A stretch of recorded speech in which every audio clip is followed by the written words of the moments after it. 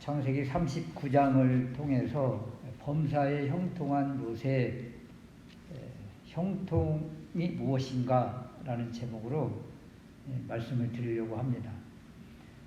요셉의 별명을 보면 꿈꾸는 자, 꿈쟁이 요셉, 또 하나는 2절 말씀에 그가 형통한 자가 되어, 그래서 형통한 요셉, 또 성공하고 번성한 요셉, 이렇게 부르기도 합니다.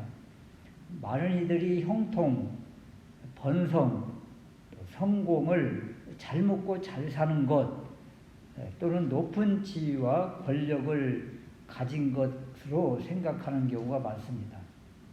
진정 그런 것들이 성공인가, 이런 거예요. 요셉을 바라보면서 진정한 성공이 무엇인지 깨닫는 귀한 시간 될 수 있으시기를 주님의 이름으로 축원합니다. 첫 번째, 요셉의 인생을 보니까 고난의 인생이더라, 이런 겁니다. 우리가 형통을 이야기했는데 요셉은 고난의 삶이었다는 거죠. 형들의 시기 질투의 구덩이에 빠지고 또 상인들에게 팔리는 노예의 인생이 됩니다. 그리고 애굽 바로왕의 신하 시위대장 애굽 사람 보디발 집의 노예로 팔리고, 그리고 우리가 잘 아는 것처럼 보디발 아내의 모함을 받아 누명을 쓰고 감옥에 들어가는 죄수가 되더라. 팔리고 노예가 되고 죄인이 됐다. 이 고난의 강도가 점점 더 강해지는 거예요. 이해하기 힘들고 원치 않는 문제가 연이어 계속 다가올 때 어떻게 해야 되는가, 이런 거죠. 이 고난의 현장을 탈출하기 위한 그 어떤 시도를 하지 않습니다. 자신의 힘으로 이 고난을 헤쳐나가려고 하는 어떤 노력을 하지 않는 거예요. 요셉의 삶은 그 고난 가운데 순응하는 이러한 것을 우리에게 보여줍니다. 고난에 자신의 몸을 맡기는 거예요. 이것은 무기력하다 또는 삶을 포기했다, 이것과 전혀 다릅니다. 내 힘으로 무엇을 얻으려 내려는 것이 아니라 어떤 강력한 힘에 이끌려서 그 힘에 자신을 맡기는 거예요. 물에 빠져 허우적대는 사람을 구조하러 들어갔다가 참 많은 사람들이 같이 죽음을 당하는 경우, 이런 경우가 많습니다. 그때 이 허우적대는 이 사람이 살기 위해서 내는 그 힘이 그냥 어마어마하다고 그래요. 장정이 그 사람을 잡았다가도 그 장정을 그냥 끌어서 물속에 같이 들어갈 정도로 그 정도 힘이 세다고 합니다. 그래서 그 허우적대는 그 사람을 건져내는 비결 중에 하나가 그 사람의 기운이 다 빠질 때까지 기다렸다가 건져내는 것이 위험하지 않다, 이런 말들을 하죠. 내 힘으로 어떤 위기를 극복하려고 몸부림칠 때, 내 힘으로 하려고 할 때 더 깊은 수렁에 빠지고 또 내 힘과 내 뜻대로 되지 않을 때 사람들은 너무도 삶을 쉽게 포기하는 경우가 많더라, 이런 거예요.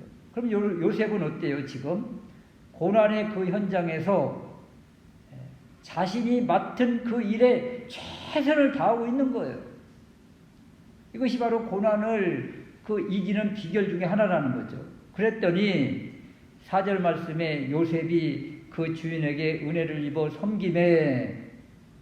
섬긴다, 봉사하다, 이런 의미인데, 성전에서 레위인이 섬기는 것처럼 하나님 존전 앞에서 행하는 것처럼 이렇게 최선을 다해서 헌신하고 봉사하고 있는 모습, 이 모습이 바로 요셉의 모습이에요. 이런 열심의 섬김, 최선의 봉사를 이렇게 하는 것을 그 주인이 보고 4절 후반절에 요셉을 가정총무로 삼더라. 그리고 모든 소유, 모든 일들을 요셉에게 다 위임하는 거예요. 여기에서 가정총무라 하면 그 집안 전체 일을 관리하는 집사장이 되었다, 이런 거죠. 고난의 자리에서 건짐을 받고 세움을 받고 지금 인정을 받고 있는 거예요. 그 고난 속에서, 그 고난 가운데에서 지금 인정을 받고 있더라, 이런 거죠. 그리고 바로 이어서 보디발 아내의 누명을 쓰고 감옥의 죄수가 되는데요.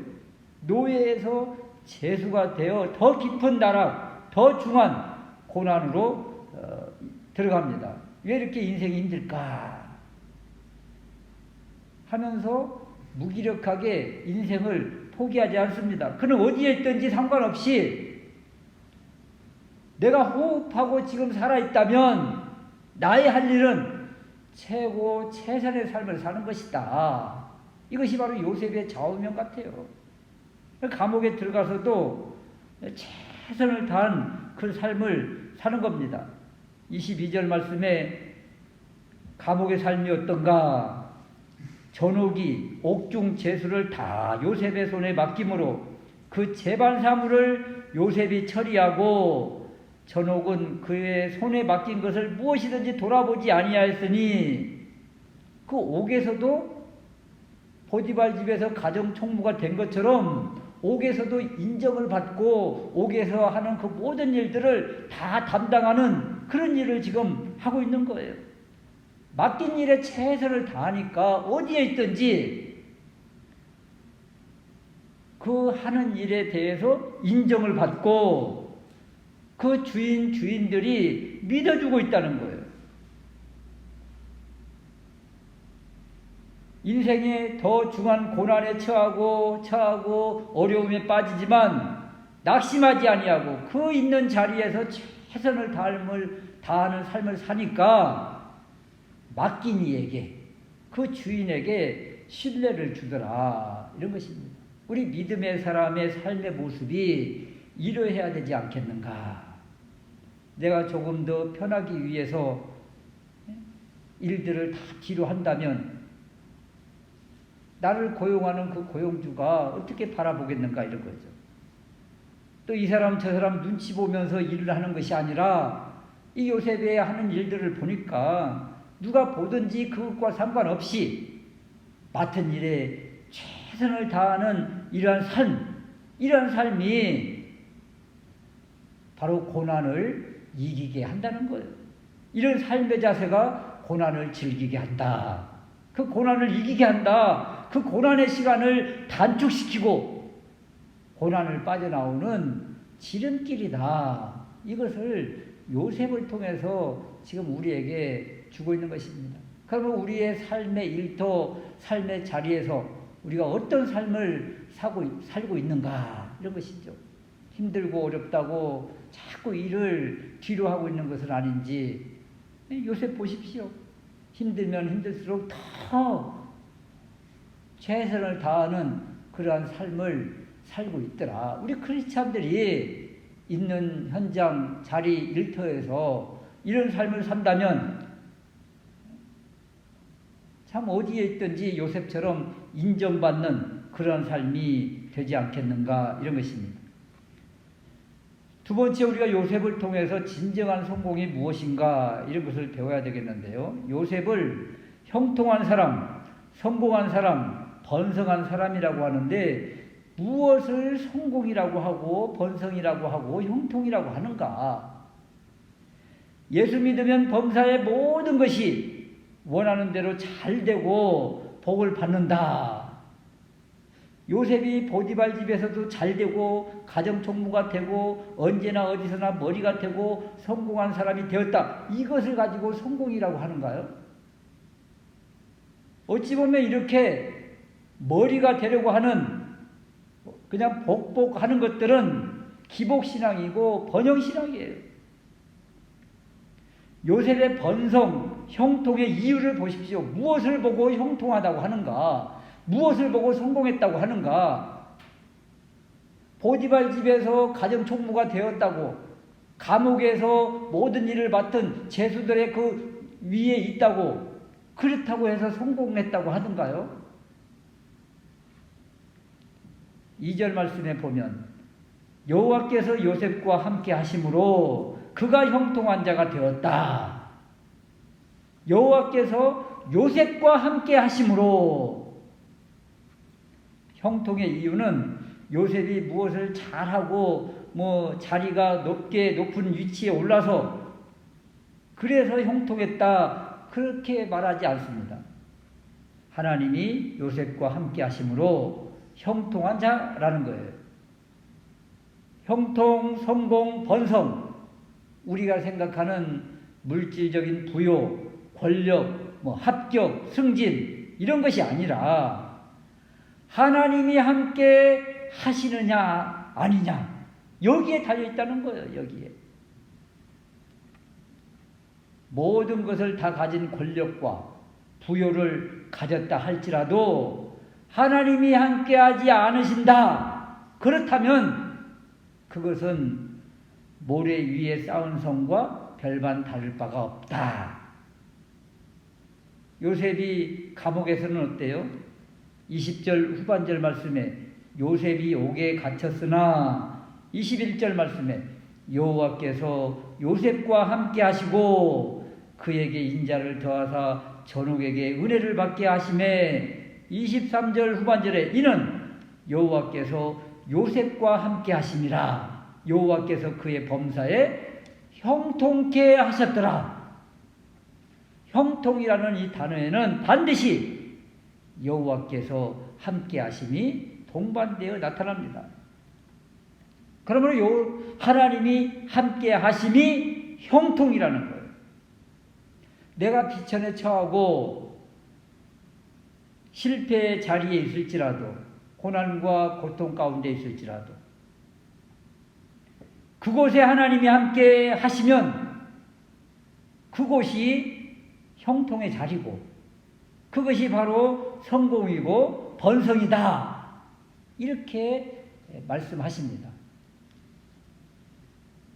신약에서 사도 바울이 이렇게 노래합니다. 고린도후서 6장 9절 이하에 보면 우리는 무명한 자 같으나 유명한 자요, 죽은 자 같으나 보라 우리가 살아있고, 징계를 받는 자 같으나 죽임을 당하지 아니하고, 근심하는 자 같으나 항상 기뻐하고, 가난한 자 같으나 많은 사람을 부요하게 하고, 아무것도 없는 자 같으나 모든 것을 가진 자로다.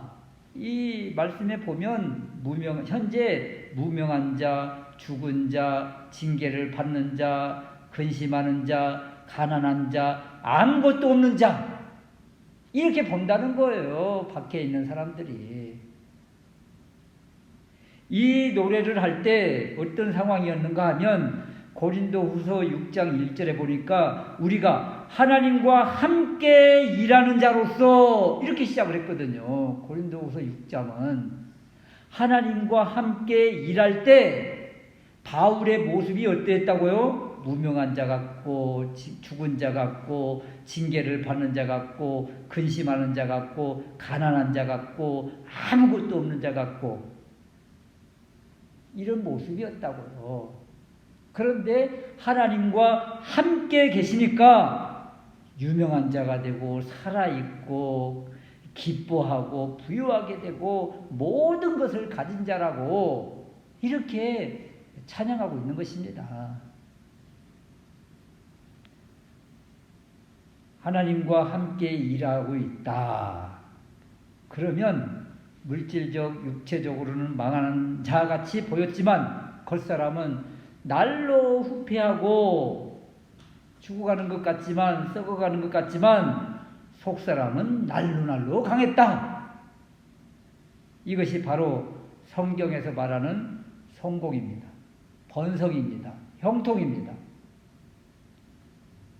겉으로 보이는 것들 힘들고 어렵고 고난 가운데, 역경 가운데 있을 수 있습니다. 그렇지만 하나님이 함께 하신다면 그것이 바로 성공이요, 번성이요, 형통이라. 창세기 39장 7절 말씀에 보면 보디발의 아내가 요셉에게 눈짓하며 동침하기를 청하여도 당당하게 거절할 수 있는 이유, 하나님이 함께 하시기 때문에 그런 거예요. 12절 말씀에 아무도 없는 집에서 이 여인이 요셉을 붙잡고 간청을 해도 옷을 버리고 도망하면서 유혹을 이길 수 있는 그 이유, 그것은 하나님이 함께 하시니까 이런 당당함이 나오는 것입니다. 이런 유혹을 이길 수가 있는 것입니다. 하나님이 함께 하시지 않은 일반적인 사람은요, 이것이 성공의 비결인 줄 알아요. 이 줄을 붙잡아야 자기가 편하다고 생각을 합니다. 그렇게 빠져 들어가는 거예요. 하나님의 사람은, 하나님과 함께하는 사람은 옷이 벗겨지고 누명을 쓰고 재수가 되는 신세가 돼도 하나님과 함께 하시는 이 하나님을 포기할 수가 없다. 하나님을 놓을 수가 없다. 그래서 더 하나님 붙잡고 그 세상 줄을 다 끌어버리고 세상 옷을 벗어버리는 것입니다. 그러니까 하나님이 기뻐하시고 더 함께 하시며 다른 사람들에게 하나님이 함께함을 보여주고 있는 거예요. 그래서 이렇게 하나님이 함께함이 진정한 복이고 성공이라는 것입니다. 세 번째 우리가 생각할 수 있는 것은 하나님이 함께하는 진정한 복이 이제 무엇인가? 왜 하나님이 우리와 함께 하시는가? 함께 하시는 그 이유를 알아야 됩니다. 하나님을 보여주는 삶이 되어야 된다는 거예요.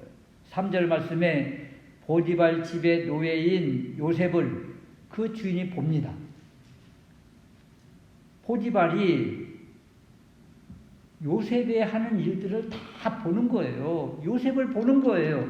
요셉의 삶을 보는 것입니다.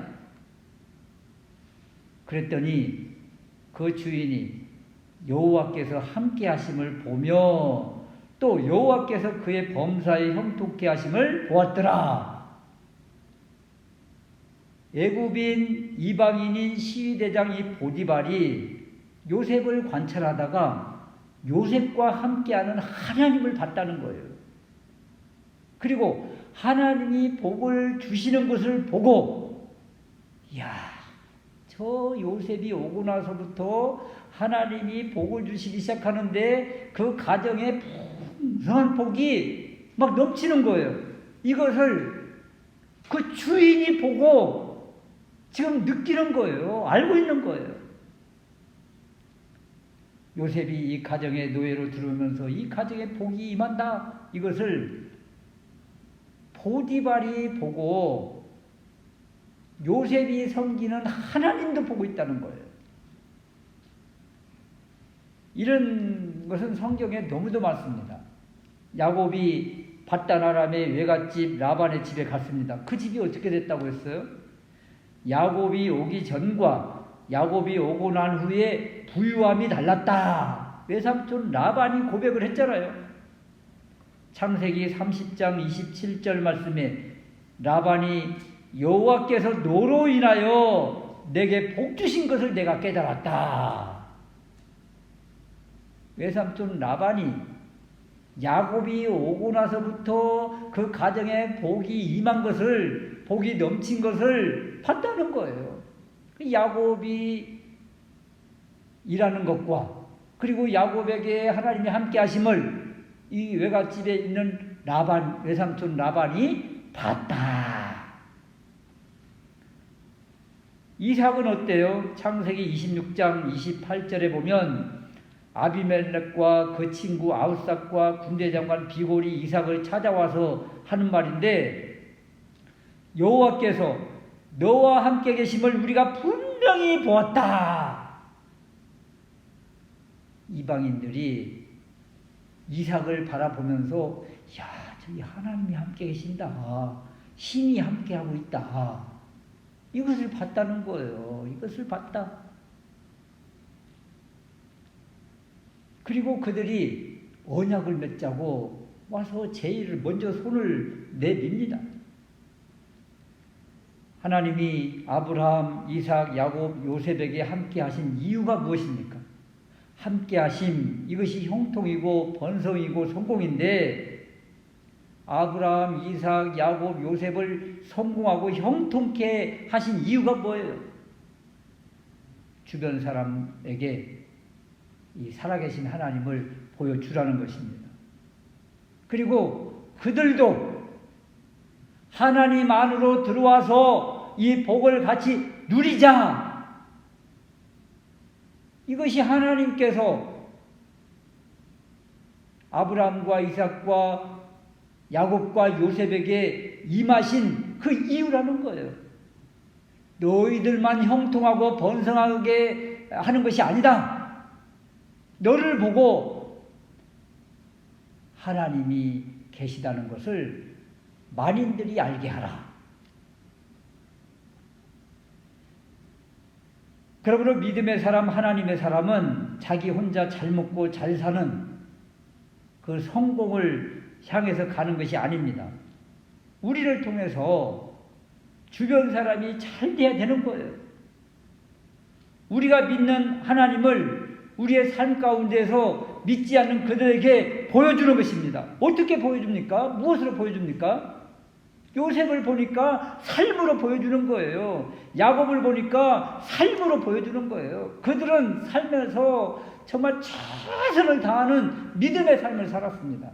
그들의 삶을 보고 삶 속에서 그냥 100배나 얻는 소득이 나타나는 이런 것들을 보면서 이건 사람이 하는 것이 아니야. 저가 섬기는 하나님이 복을 주신 거야. 주변 사람들이 이렇게 고백을 하게 하는 거예요. 야곱과 요셉이 최선을 다하는 헌신, 섬김의 삶을 통해서 하나님을 보여주는 거죠. 내 것을 내 것이라고 주장하지 않고 힘들고 어려운 사람에게 손을 내뻗는 것, 사랑의 삶으로 나타나는 그 사랑, 이런 것들을 통해서 하나님을 보여주는 것입니다. 내가 섬기는, 우리가 섬기는 하나님을 보여주는 거예요. 우리의 삶을 보고 그들이 하나님을 보는 것입니다.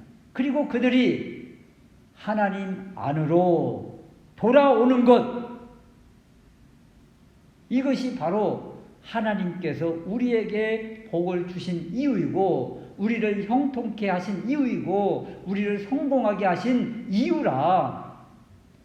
이 이유를 모르고 나만 잘 되고 우리 집만 잘 되고 잘 먹고 잘 살고 그러면 그 사람은 한마디로 자기의 복만 추구하는 사람, 전형적인 기복신앙, 번영신학이죠.